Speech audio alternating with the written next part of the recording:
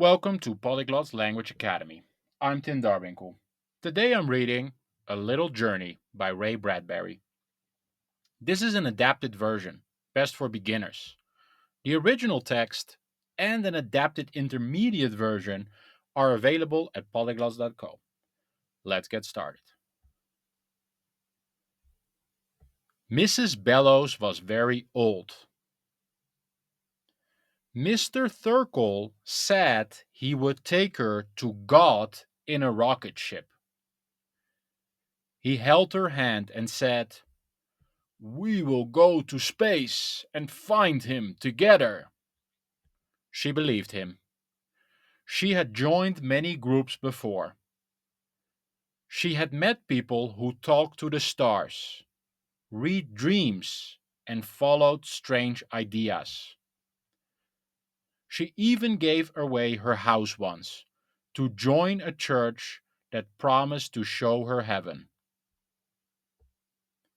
None of those people ever made her lose faith. Even when the police arrested them, she thought, "They know too much. The world doesn't understand them." Then, 2 weeks ago, she saw a poster in New York. "Come to Mars. Stay at Thurkle's Hotel. Then fly into space to meet God. Send for free booklet. Nearer my God to thee. Round trip tickets available." Mrs. Bellows smiled. "Who would want to come back after seeing God?" she said. She bought a ticket and flew to Mars. She stayed for 1 week at Mr. Thurkle's Restorium, his small hotel. The big sign outside flashed, "Thurkle's Rocket to Heaven." She rested. She swam. She relaxed her old bones. And now, after 7 days, she was ready to get in the rocket. She felt excited. "We are going to space," she thought. "We will fly past Saturn, past Pluto. We are going to God." She smiled. "I am like an old elevator. God just needs to press the button." But as she walked into the hotel, she started to feel doubt. "Mars isn't very nice," she said aloud. "My room is small. The swimming pool is dirty.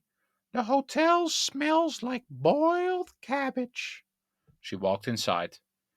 Many old women sat in the room. They all looked like her. White hair, small hands, old jewelry. "We are waiting for Mr. Thurkle," one woman whispered. The red curtains opened. Mr. Thurkle walked in, smiling. He looked calm and friendly. But something felt strange. He looked like a magician in a cheap show. His eyes were too shiny. Mrs. Bellows thought, "He might be a fake, like all the others. But this time is different. This time we have a rocket." Mr. Thurkle said, "Friends." Mrs. Bellows felt a bad feeling. "There will be a small delay," he said. All the women stood up. "How long?" they cried. "Only 1 week," he said.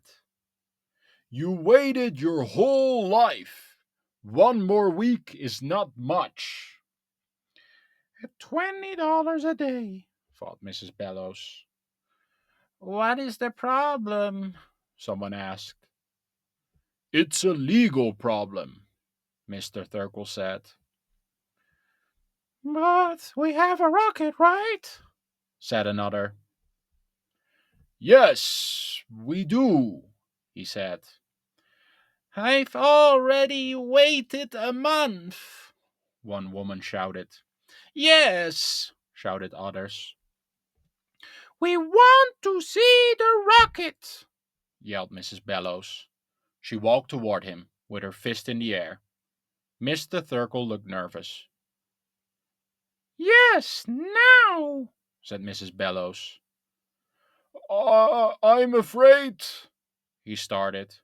So am I, she said. That's why we want to see the rocket. She was angry. The other women followed her. They all shouted and pushed. They ran backstage, through a door, into an old gym. There it is, someone said. The room went silent. They looked at the rocket. It was small and broken. It looked like an old metal pot. It was dirty. The windows were full of dust. The pipes were rusty. Mrs. Bellows let go of Mr. Thurkle's coat. This is the rocket? She asked. Mr. Thurkle looked at the ground. He nodded. This is what we paid for? $1,000 each? She asked. It's junk, someone said. Junk, they all whispered. Don't let him run! Mr. Thurkle tried to escape, but the women held him. They touched the old rocket and cried. Mrs. Bellows stood in the door of the rocket. I have no money to go home, she said. And I don't want to tell the government we were tricked. We are all old. We have nothing left on Earth. And Mars has nothing too. So, she said, let's take a chance. She touched the rocket. This is our rocket. We paid for it. We will use it. Everyone was quiet. Mr. Thurkle cried. We will get in the ship, said Mrs. Bellows, and we will go. But, but, but it's not real, Mr. Thurkle shouted. I lied. I can't fly it. I don't know anything about rockets. God is not out there. Yes, said Mrs. Bellows. We were fools, but we're old. We wanted to believe. We knew it wasn't real, she said, but we needed a dream. She looked at the others. Everyone who wants to go, come with me. You can't go, said Mr. Thurkle. You don't have a pilot. You, said Mrs. Bellows, will be the pilot. She stepped into the rocket. The women followed her. They pulled Mr. Thurkle inside. They gave him a seat. They put on helmets for air. Mrs. Bellows stood behind him. We're ready, she said. Mr. Thurkle looked at her. He said nothing. Take off, she said. Mr. Thurkle pulled the lever. The rocket launched into the sky. It made a huge noise. There was smoke and fire. The ship shook. The women held each other and sang. Go to space, Mr. Thurkle, said Mrs. Bellows. The ship won't last, he said. It will. Then it exploded. Mrs. Bellows flew through the sky. She saw light, metal, bodies, and fire.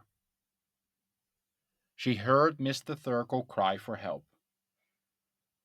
The ship broke into a million pieces.